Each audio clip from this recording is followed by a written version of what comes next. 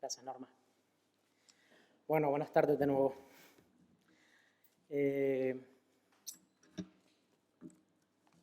Tengo de nuevo un mensaje inspirado en una parábola. Estoy haciendo una serie de predicaciones, por si no se han dado cuenta, sobre parábolas de Lucas. Y la de esta tarde es la de los labradores malvados. Y es un reto para mí cada semana, porque me piden las hermanas y los hermanos que llevan el tema del orden que les dé un título a las predicaciones. Yo no soy de ponerle títulos a las predicaciones. Y este título a lo mejor suena un poco fuerte, la ofensa definitiva.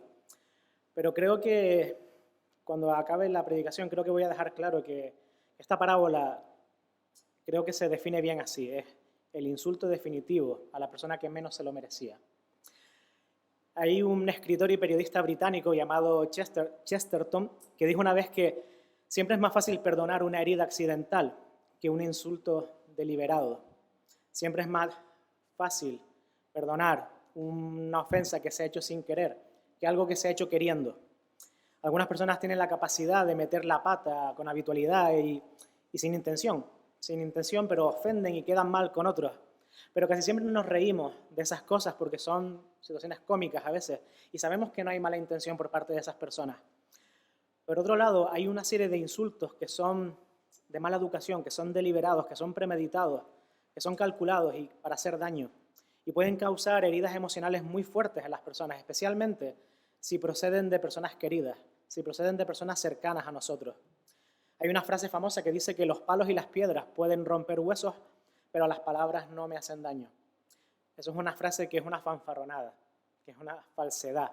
Todos sabemos que las palabras pueden hacer daño, y a veces más daño que un palo.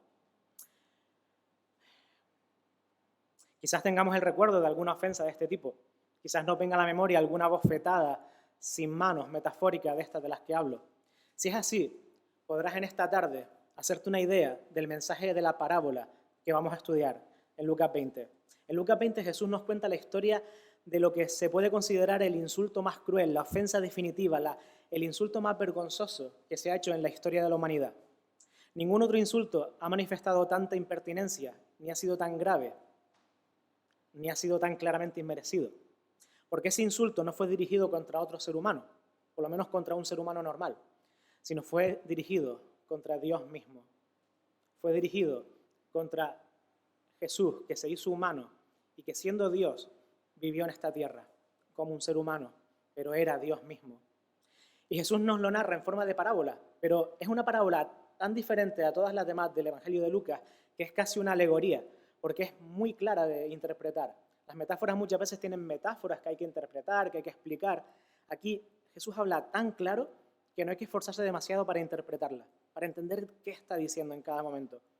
Quizás se debe a que Jesús se está acercando al final de su vida terrenal, se está acercando al final de su ministerio aquí en la tierra, sabe lo que le espera pronto, el Calvario, la cruz, la muerte, la resurrección, y quiere hablar muy claro a sus discípulos, y quiere hablar mucho más claro a la gente que le está oyendo y que todavía no cree en él. El significado de la historia es tan obvio que ni siquiera a sus oponentes que están con él, escuchándole, les cabe la menor duda de que está hablando de ellos, como hemos podido leer, y se enfadan con él. En esta mañana vamos a ahondar en este mensaje y lo vamos a hacer en tres partes. El primero, vamos a hablar de qué pensaba Jesús sobre nosotros, sobre el ser humano. El segundo apartado habla de qué pensaba Jesús sobre su propia misión aquí en la tierra. Y el tercer apartado habla de qué pensaba Jesús sobre el futuro, sobre lo que tenía que pasar y lo que tiene que pasar no muy tarde en el futuro. ¿Qué pensaba Jesús sobre el ser humano? Es la primera parte de esta predicación. Empezamos con el versículo 9 de este capítulo 20 y dice, y comenzó a referir al pueblo esta parábola. Un hombre plantó una viña y la arrendó a labradores y se fue de viaje por mucho tiempo. Un hombre plantó una viña. Así comienza la historia. El contexto de esta parábola se concentra en una época de persecución brutal que sufría tanto Jesús como sus discípulos. Las autoridades, tanto romanas como las judías, estaban persiguiéndole, estaban apretándole las tuercas, preguntándole cosas ofensivas, intentando pillarle en un renuncio, intentando pillarle en una palabra ofensiva que le pudiera llevar a la cárcel o a las autoridades judías religiosas para juzgarle. Pero no terminaban de pillar a Jesús en nada. pero estaban siendo perseguidos, estaban siendo acusados, estaban siendo acosados por esas personas que le estaban escuchando en esta historia. Por eso deciden interrogarle sobre sus credenciales y con qué autoridad se atrevía ese hombre, se atrevía ese carpintero de Nazaret, ese hombre vecino de muchos de ellos que lo conocían. ¿Cómo se atrevía aquel hombre sencillo a hablar de aquella forma? De ahí su intencionada pregunta que recoge al principio del capítulo, en el versículo 2 en adelante. Dice, y le hablaron diciéndole, dinos, ¿con qué autoridad haces estas cosas? ¿O quién te dio esta autoridad? Respondiendo él, les dijo, yo también os haré una pregunta, decidme, ¿el bautismo de Juan era del cielo o de los hombres? Y ellos discutían entre sí, diciendo, si decimos del cielo, él dirá, ¿por qué no lo creíste? Pero si decimos de los hombres, todo el pueblo nos matará a pedradas, pues están convencidos de que Juan era un profeta. Y respondieron que no sabían de dónde era. Jesús demuestra una vez más una habilidad increíble para sortear esta clase de preguntas absurdas, esta clase de interrogatorios, dirigiéndoles a otra pregunta intencionada. Y mientras ellos intentaban encontrar una respuesta inteligente que no les comprometiese ni les dejase en ridículo, Jesús va a lo suyo, a contarles esta historia y a seguir enseñándoles por medio de esta parábola cómo estaba su corazón en aquel momento. Es una historia que está claramente dirigida a esas personas que le estaban interrogando, a los fariseos, a los maestros de la ley, a los religiosos, a los que se creían que sabían mucho de la Biblia y a los que creían que sabían mucho del Mesías que estaba por venir. Cualquiera con un poco de conocimiento del Antiguo Testamento, y ellos lo eran, esa gente lo sabía, lo conocía, sabía que la figura de la viña la había usado ya 800 años antes el profeta Isaías, en Isaías 5, 1, 2, donde podemos leer: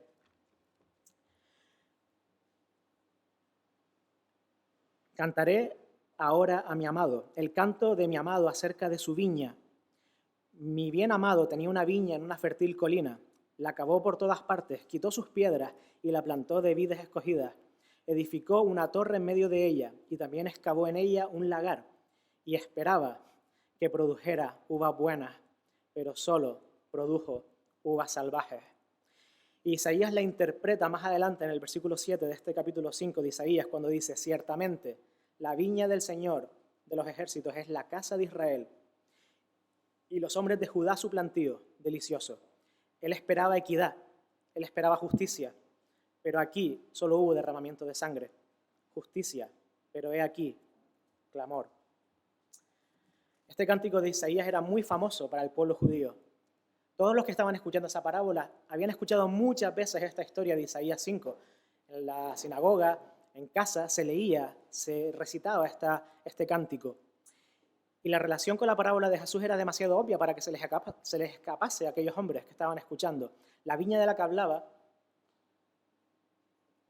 la viña de la que hablaba Isaías era la misma de la que hablaba Jesús. Se trataba de Israel, el pueblo de Dios. Y quien había plantado la viña era Dios mismo.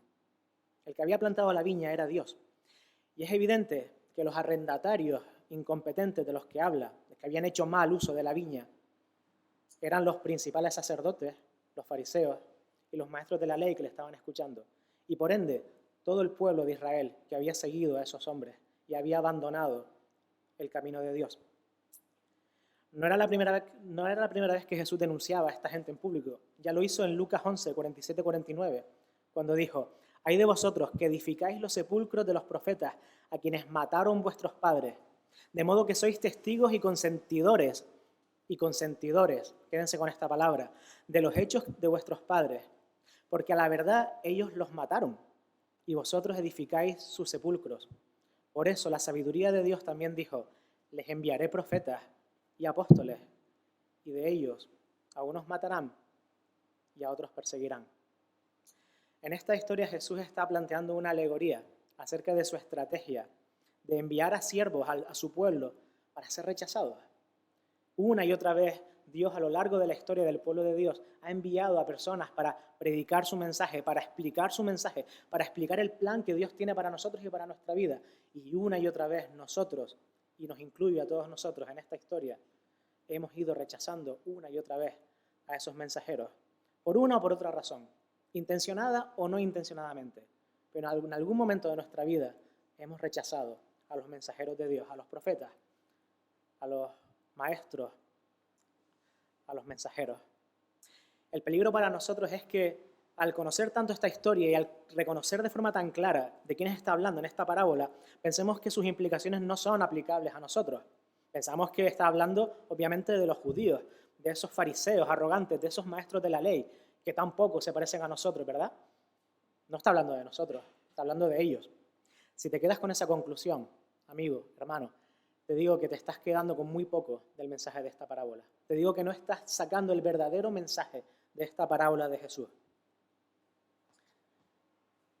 Menos mal que gracias a Dios nosotros no somos de los que hablan. Pero no, sería un error. Esta es una historia que nos habla también de nosotros. Habla tanto de los judíos del siglo I como de los compatriotas del profeta Isaías de 800 años antes, del siglo I. Y habla tanto de ellos como de nosotros en 2021. Porque es una historia que nos habla del pueblo de Dios o de parte del pueblo de Dios que se dedica a abusar de privilegios, de despreciar la gracia, de despreciar la generosidad de un Dios que nos ama y de eludir nuestras responsabilidades en la vida. Por eso entiendo que está dirigida a la humanidad en general, en cualquier tiempo y en cualquier lugar.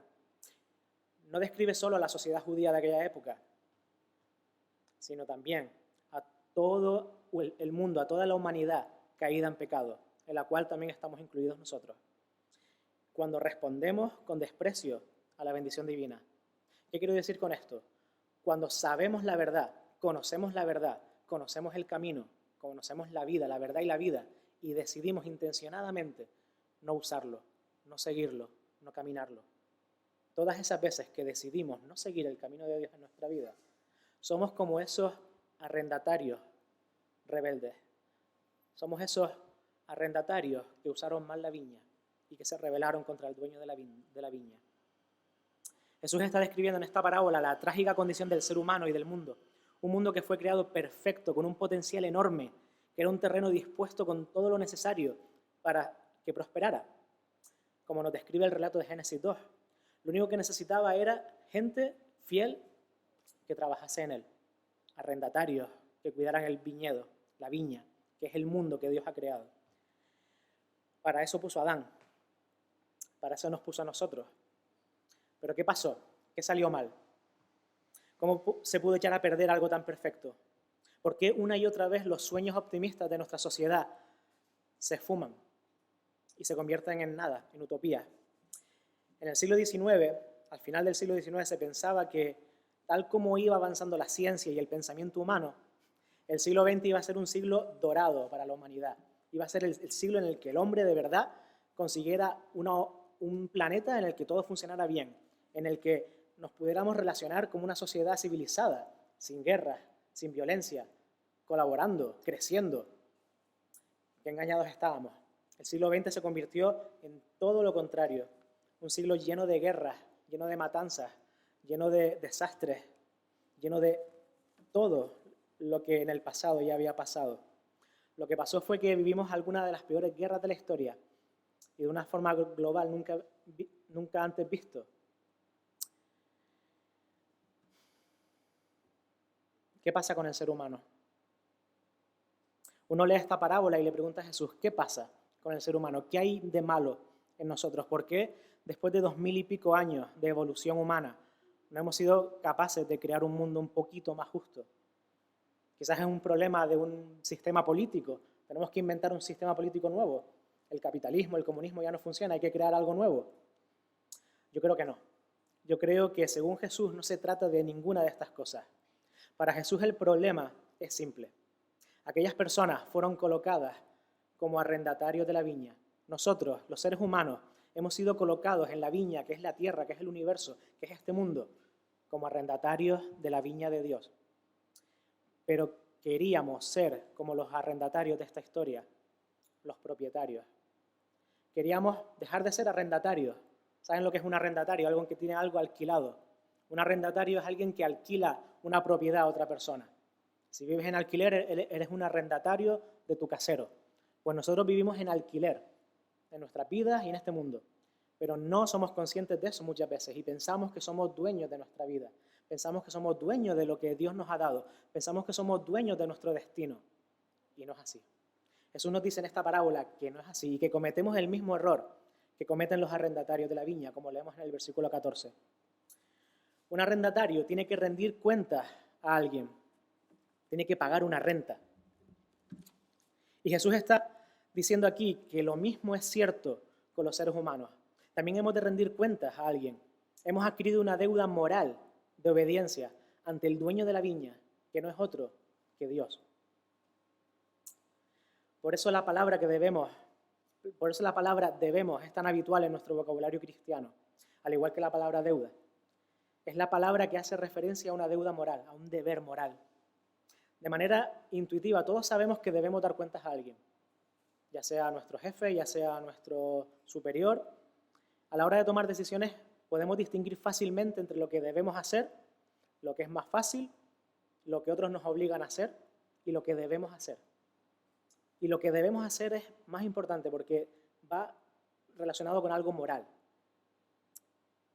Y de manera instintiva sabemos lo que debemos hacer sin lugar a dudas, porque es lo que tiene prioridad a la hora de plantearnos nuestras elecciones. Por muy doloroso o molesto que nos resulte, si hay algo que debemos hacer, entonces debemos hacerlo. Pero la pregunta que se hace todo el mundo en este momento, desde hace miles de años, es, vale, pero ¿de dónde viene esa autoridad? ¿Quién me puede decir a mí lo que tengo que hacer? ¿Quién tiene la autoridad para decirme a mí lo que tengo que hacer? ¿Le suena de algo esta pregunta? Es la pregunta que hace los fariseos a Jesús. ¿Quién eres tú para decir estas cosas? ¿Quién te ha dado autoridad? La gente muchas veces en nuestra sociedad busca autoridad en sitios equivocados. Hablan de moralidad, hablan de convenio social, hablan de buscar una sociedad en la que entre todos nos pongamos de acuerdo en describir lo que está bien, lo que está mal, en hacer como una serie de normas de convivencia para vivir en una sociedad más justa. Y eso siempre acaba en desastre, eso siempre acaba en injusticia. Lo podemos ver hoy en día en nuestra sociedad. ¿Qué está bien, qué está mal? Nos intentan decir lo que tenemos que hacer, lo que no tenemos que hacer. ¿Y con qué autoridad? ¿Con qué autoridad moral nos la dicen? No puede buscar esa autoridad moral en otro ser humano. No puede buscar esa autoridad en un conjunto de humanos, en una sociedad, en un gobierno, en una cultura. La responsabilidad implica siempre a las dos partes. Y cuando alguien tiene autoridad es porque se la ha ganado y porque la otra parte decide seguirle. Y decide seguirle porque ha demostrado con sus hechos que merece la pena ser seguido. La razón fundamental por la que hemos echado a perder esta viña que es el mundo es porque hombres y mujeres, judíos, gentiles, judíos del siglo I y ciudadanos de nuestra sociedad hoy en el siglo XXI, hemos abandonado nuestra responsabilidad y hemos dejado de seguir la voluntad y las reglas del dueño de la viña, de Dios. Seréis como dioses, le dijo el diablo a Eva en Génesis 3, 1-6. Y muchos hombres, desgraciadamente, y mujeres se lo creyeron y con arrogancia se lo han creído. Se han creído que pueden ser sus propios dioses. Se han creído que pueden ser sus propios amos, sus propios dueños de la viña. En este aspecto, el rechazo de los judíos a los profetas no es diferente de nuestro rechazo humano a Dios. Pablo lo argumenta a este punto en Romanos, cuando dice que en el fondo todos conocemos nuestra responsabilidad ante Dios. Todos. El judío tenía la ley, el gentil tenía su conciencia, pero nadie tiene excusa. Todos en el fondo sabemos que las cosas están bien y las cosas están mal.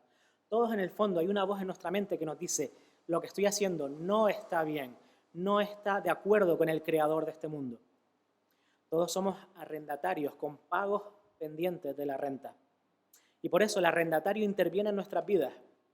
Dios interviene en nuestras vidas a veces. Y cuando lo hace, nuestra reacción muchas veces no es de sorpresa, sino de resistencia. Nos resistimos a Dios. Nos resistimos a ser dominados por Dios, porque nos encanta dirigir nuestras vidas. Nos encanta ser los dueños de la viña en vez de un arrendatario. Seguramente Jesús nos haría ver que en nuestro siglo XXI la misma clase de postura ilegítima a favor de nuestra autonomía es la que condujo a Israel al desastre Y es la que nos está conduciendo a nosotros como sociedad hoy en día a ese desastre. Aquí encontramos la raíz de todos los males, hermanos. Todo es consecuencia de lo mismo. No queremos ser arrendatarios de la viña. Voy a repetir mucho esta frase, voy a repetirme muchísimo, lo siento. Insistimos en ser los propietarios. Y esa falta de gratitud, esa falta de humildad es terrible. Que Dios nos haya otorgado un privilegio como es la vida, que Dios nos ha otorgado esa dignidad a la raza humana de ser los arrendatarios del mundo que creó, que Dios nos haya dado el tremendo privilegio de cuidar lo que Él creó, ese potencial creativo, toda esa capacidad creativa que tenía, nos la ha dado en nuestras manos para que lo administremos y que estemos tan poco dispuestos a devolverle algo a Dios, que estemos tan poco dispuestos a mirar a Dios para ver cómo quiere que lo hagamos, es el mayor insulto que le podemos hacer. Es el insulto definitivo, la mayor ofensa.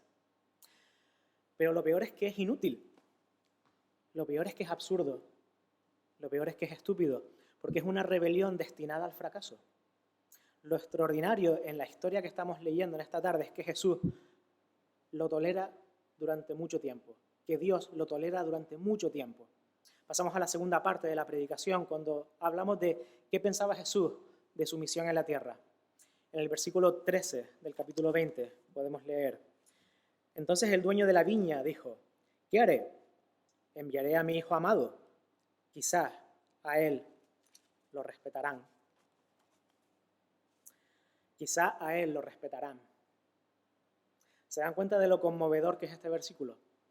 Este versículo refleja la inmensa paciencia, el inmenso amor que tiene Dios por todos nosotros, por estos pobres y rebeldes humanos que intentamos vivir nuestras vidas como queremos, en vez de dejarnos llevar por como Él quiere que la vivamos, dándonos una y otra vez una oportunidad para dar un paso atrás, un paso al lado y recibir su guía.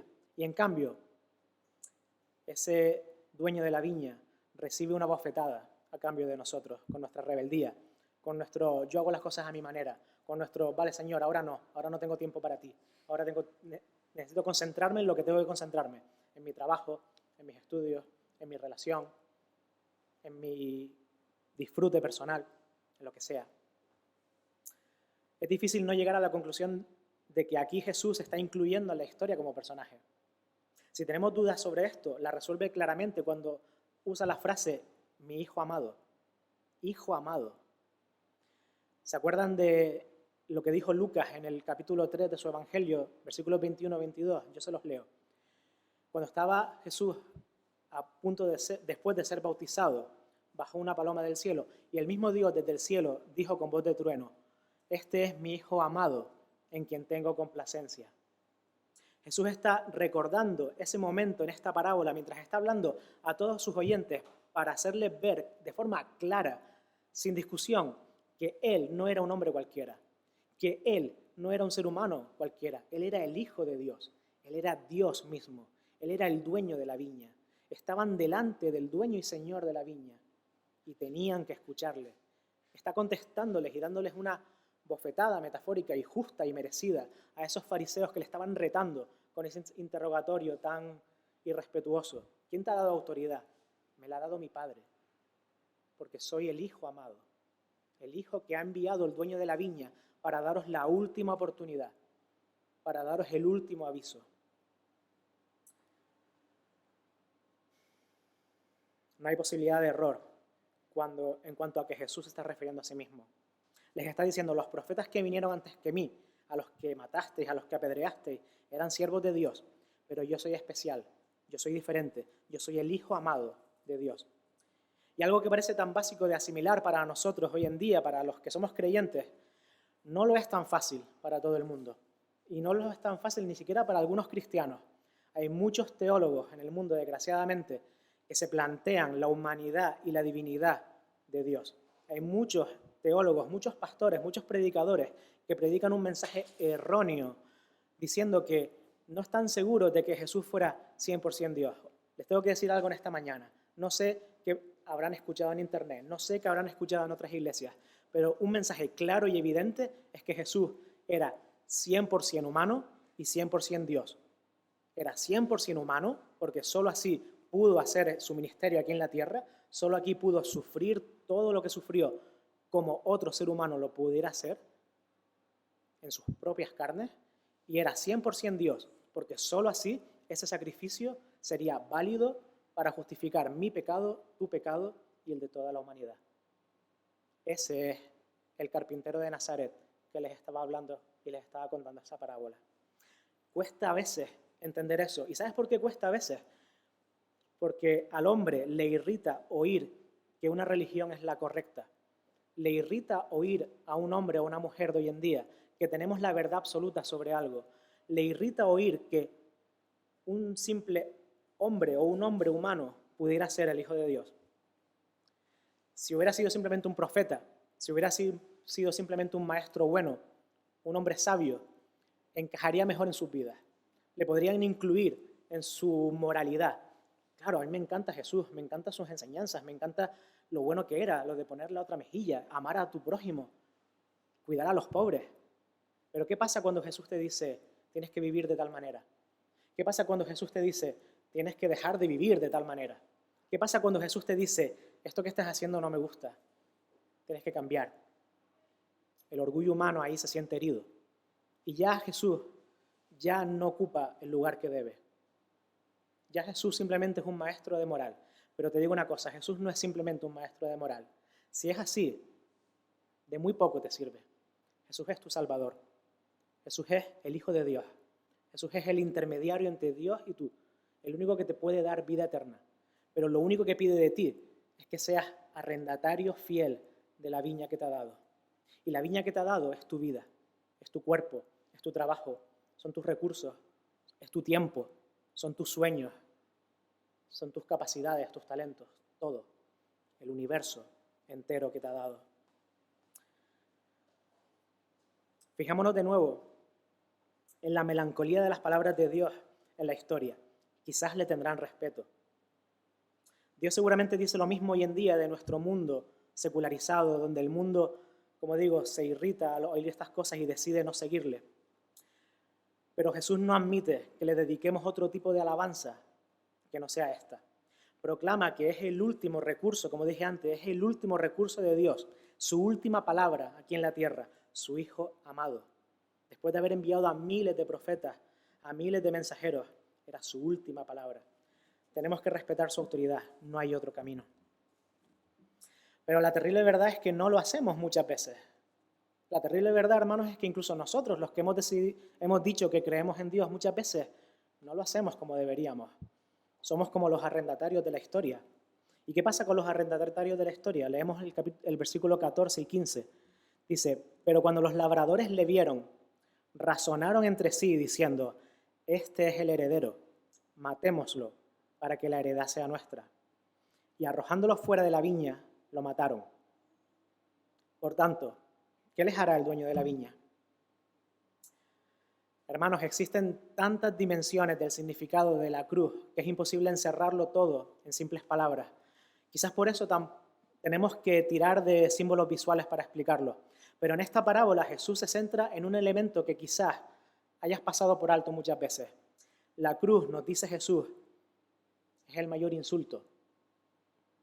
La cruz es el gesto supremo de desprecio humano al gobierno de Dios. La cruz es el mayor desaire que culmina siglos de rechazo a Dios por parte de su pueblo. ¿Entienden lo que estoy diciendo? La cruz es el símbolo del insulto final que le hizo la humanidad al hijo del dueño de la viña, al Hijo amado. Cuando le clavaron en esa cruz a Jesús, fue el insulto definitivo de esta humanidad hacia el hijo del dueño de la viña, hacia el Hijo de Dios. Fueron, y ahora nos incluye a nosotros, fuimos incapaces de reconocer a quien nos retaba a admitir la deuda que tenemos, que nos llama a reconocer la responsabilidad adquirida ante nuestro Creador. Por eso le crucificaron. Y por eso le crucificamos. Lo que voy a decir es duro, quiero explicarlo bien para que nadie se ofenda. Para ti y para mí en este punto es muy fácil refugiarnos en el hecho de que fueron los judíos del primer siglo a los que les estaban hablando, los que les rechazaron. Pero no podemos librarnos tan fácilmente de eso. Si lo hacemos, no estamos interpretando la parábola como Jesús quiere que lo hagamos, sino que estaremos huyendo de ella. Lo fundamental que Jesús nos está diciendo aquí es que somos arrendatarios de la viña. Lo vuelvo a repetir. ¿Qué quiere decir esto?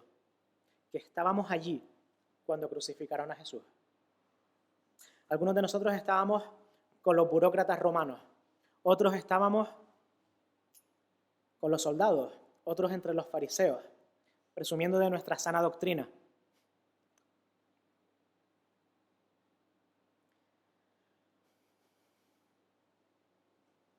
Pero la mayoría de nosotros estábamos entre aquella multitud que gritaba, crucifícale, crucifícale. Cada vez que decidimos voluntariamente, intencionalmente, apartarnos del camino de Dios para vivir nuestra vida como queremos hacerlo, estamos crucificando a nuestro Señor Jesús en aquella cruz. Estamos colaborando, intencionada o no intencionadamente, con aquel sacrificio que hicieron en aquella cruz a nuestro Señor. Estamos clavando nuestro propio clavo en aquel madero. Piénsalo cada vez que tengas que tomar una decisión en la vida. Piénsalo, sé consciente de lo importante que es tu responsabilidad, de lo importante que es la responsabilidad de que arriendes bien la viña, de que administres bien tu vida, administra bien lo que el Señor te da. Cada minuto, cada segundo de tu vida es importante. Nuestras manos no fueron las que clavaron a Jesús en la cruz, obviamente, de forma material, pero nuestros corazones, cuando son malos, cuando son rebeldes, cuando son irresponsables, es como si lo hubieran hecho. Supongo que podemos argumentar ignorancia. De hecho, el mismo Señor lo hace por nosotros. Gracias que tenemos a nuestro Señor de abogado y que nos defiende, y nos defiende siempre. Cuando Jesús estaba en la cruz nos defendió alegando nuestra ignorancia. En Lucas 23:34, cuando dijo, Señor, perdónales porque no saben lo que hacen. Pero esta parábola expone la generosidad increíble de esta oración, ya que esa excusa es muy débil. Jesús insiste en que aquellos arrendatarios sabían muy bien lo que hacían. Por tanto, Jesús no dice en este relato que en el fondo sabemos quién es Él y lo que significa en nuestras vidas, y que a pesar de ello no queremos que forme parte de ellas. Una y otra vez, ese loco deseo de independencia, de vivir nuestra vida como queremos y no como Él quiere. Este es el heredero, matémosle para que la heredad sea nuestra. Cada vez que nos apartamos del camino de Dios estamos matándole, estamos dejándole ahí en la cruz. ¿Qué pensaba Jesús sobre el futuro? Es la tercera parte y la última de la predicación. Lo dice en el versículo 15. Y arrojándolo fuera de la viña lo mataron. Por tanto, ¿qué les hará el dueño de la viña? Vendrá y destruirá a estos labradores y dará la viña a otros. Y cuando ellos oyeron esto, dijeron, nunca suceda tal cosa. Pero él, mirándolos fijamente, dijo, entonces, ¿qué quiere decir esto que está escrito? La piedra que desecharon los constructores, esa en piedra angular se ha convertido. Todo el que caiga sobre esa piedra será hecho pedazos, y aquel sobre quien ella caiga lo esparcirá como el polvo. Al final de su historia, Jesús nos enfrenta a todos nosotros, no solo a los judíos del siglo I, no solo a los judíos de los que hablaba Isaías en su época, sino a nosotros con el juicio venidero. Hemos recibido, si hemos creído en Jesús, una herencia cristiana en forma de evangelio, pero nuestra sociedad está consiguiendo que poco a poco la dejamos de lado poco a poco, que vayamos diluyendo el mensaje que nos ha dado y empecemos a poner en cuestión cada cosa que Dios demanda de nosotros para así satisfacer al mundo, para así amoldar nuestra vida a lo que la gente espera de nosotros. ¿Qué nos pasará si como a los judíos de la historia y a los judíos del siglo I nos dejamos llevar por esto y perdemos el privilegio de ser arrendatarios de la viña? Los comentarios de Jesús en los versículos 17 y 18 son bastante claros. Puede parecernos difíciles de entender, pero para los lectores de Lucas, para los lectores de esta parábola originalmente tenían un significado evidente. También está en el Antiguo Testamento. La primera cita habla de Salmo 118. Habla metafóricamente de la construcción de un edificio. El albañil que está construyendo ese edificio, esa casa, descubre una piedra tallada de manera extraña, diferente, especial, que no encaja demasiado en el muro. Y al principio la descarta, es demasiado rara, es demasiado diferente. Pero después, cuando sube a lo alto del edificio, se da cuenta de que esa piedra, precisamente, ese trozo de piedra, de roca, es lo que necesitaba para terminar la casa. El ladrillo sin el cual el edificio entero se vendría abajo, la cabeza del ángulo. En su versión original, el Salmo habla de un rey que vuelve de una campaña militar exitosa a Jerusalén. Las naciones paganas le habían rechazado esa piedra angular, como si se tratara de un guijarro más. Pero Dios da bendición a su ungido y le exalta sobre sus enemigos. Y los judíos de la época interpretaban este salmo de forma mesiánica. Y no es casualidad que Jesús les meta de repente en medio de su parábola estas palabras del Salmo 118, porque se está poniendo a sí mismo como esa piedra angular. Antes ya se identificó como el Hijo de Dios, el Hijo amado, y ahora se está identificando como la piedra angular de todo edificio que quiera mantenerse en pie. Ese es nuestro Señor Jesús. No podemos permitirnos el lujo de rechazar a esa piedra preciosa porque no nos encaje en nuestro muro, porque nos parezca demasiado rara, demasiado diferente, porque queremos hacer nuestra casa como todas las demás de nuestro vecindario, porque se va a caer, se va a derrumbar, va a ser un desastre y vamos a arrastrar en nuestro desastre a toda nuestra familia, a todos los que queremos, a todos los que están a nuestro alrededor. Antes de que se recuperaran de este golpe, los que le escuchaban a Jesús, les dice 2 versículos más, uno de Isaías 8 y otro de Daniel 2. ¿Se acuerdan de Daniel 2, el sueño de Nabucodonosor, que soñó con una gran estatua? Estaban representados todos los imperios humanos en esa estatua, y al final de ese sueño una roca venía del cielo y destruía esa estatua y destruía todos los imperios de la tierra. El texto de Isaías advierte que si Israel no confía en el Señor, entonces el Señor mismo vendría como una piedra sobre la cual tropezarían. La cita de Daniel hablaba sobre una piedra que sería utilizada por Dios para aplastar a los reinos humanos que se niegan a obedecer y se opongan a Él, hasta despedazarlos. Para concluir, creo que aquí tenemos a un Dios que nos ve como individuos que andan en miseria, que decididos a hacer lo que por naturaleza no podemos hacer, ser dueños de la viña, independientes de Él, vivimos en miseria. Pone señales en nuestro camino para advertirnos, luces, señales, advertencias, pero pasamos de ellas, no le hacemos caso y seguimos adelante y seguimos con nuestra vida. Aún así, ese Dios maravilloso que tenemos insiste en querer que vivamos como arrendatarios de su reino, insiste en que recapacitemos, en que nos demos cuenta de que no somos capaces de ser dueños de la viña, de que muchas veces lo hemos intentado y siempre hemos fracasado. El mundo va como va porque queremos ser dueños del mundo y no podemos serlo.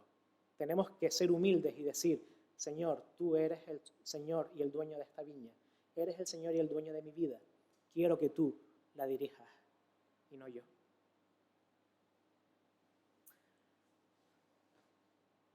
¿No deberían estas palabras producir en nosotros una gran preocupación por nuestra santidad? ¿No deberían estas palabras producir una gran pasión por la evangelización? ¿No deberían estas palabras, esta parábola, producir en nosotros una gran seriedad por la fe cristiana? Fíjense en la frase con la que Lucas introduce el versículo 17. Pero él, mirándolos fijamente, les dijo. Pero él, mirándoles fijamente, dice que Jesús en ese momento, cuando estaba terminando de contar la parábola, les miró a los ojos, les miró a la cara a los que le estaban escuchando, a fariseos y a los que no eran fariseos. ¿Qué habría en aquella mirada? ¿Se lo han preguntado alguna vez? ¿Qué habría en la mirada de Jesús? ¿Se imaginan haber mirado cara a cara a Jesús? ¿Haber mirado a los ojos a Jesús? Tenía que ser alucinante. Tenía que ser impresionante. Yo me imagino, solo me puedo imaginar, que en aquellos ojos había muchas cosas. Había urgencia, porque sabía que se iba de este mundo y que iba a dejar atrás a discípulos amados en un mundo perdido y en el que iban a sufrir. Había pena, porque sabía que mucha de esa gente que le estaba escuchando no le estaba haciendo caso y no le iba a hacer caso. Iba a seguir intentando ser los dueños de la viña en vez de ser arrendatarios. Había súplica, seguramente, súplica a su Padre para que tuviera compasión por ellos, como lo hizo en la cruz cuando dijo, perdónales porque no saben lo que hacen. Pero ¿saben qué? Creo que había mucho más que todo esto en aquella mirada. Amor. Amor. Por encima de todo, seguramente había amor. Porque aquellos ojos eran los ojos que solo unas horas antes habían estado llorando por Jerusalén. Aquellos ojos eran los que unas horas más tarde iban a ser entregados por uno de sus discípulos. Iba a pasar por todo el Calvario, por toda la crucifixión, por todo ese castigo inmerecido, por toda esa bofetada inmerecida que le dio a la humanidad en forma de cruz. Iba a morir, iba a ser sepultado, pero también al tercer día iba a resucitar, iba a estar entre nosotros y luego iba a subir a la presencia del Padre, en la cual está a día de hoy preparando moradas para nosotros. Nunca se rinde con nosotros, nunca se cansa de darnos oportunidades el Hijo del dueño de la viña.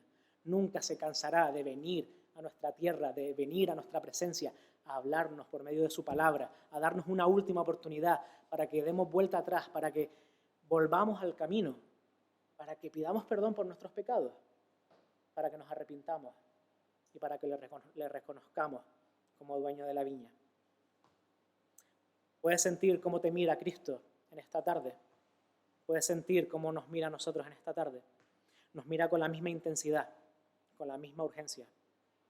Todo el amor de Dios hacia nosotros, que somos hombres y mujeres necios, pecadores y caprichosos, que nos empeñamos en vivir nuestra vida como queremos.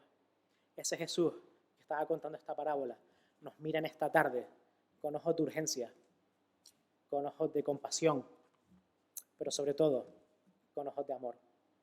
Que no pase ni un día más sin que le reconozcamos como dueño de la viña, como dueño de nuestra vida. No seamos como los labradores rebeldes, no seamos tan necios como ellos, seamos sabios y entreguémosle todas y cada una de las áreas de nuestra vida. Que así sea, que el Señor le bendiga.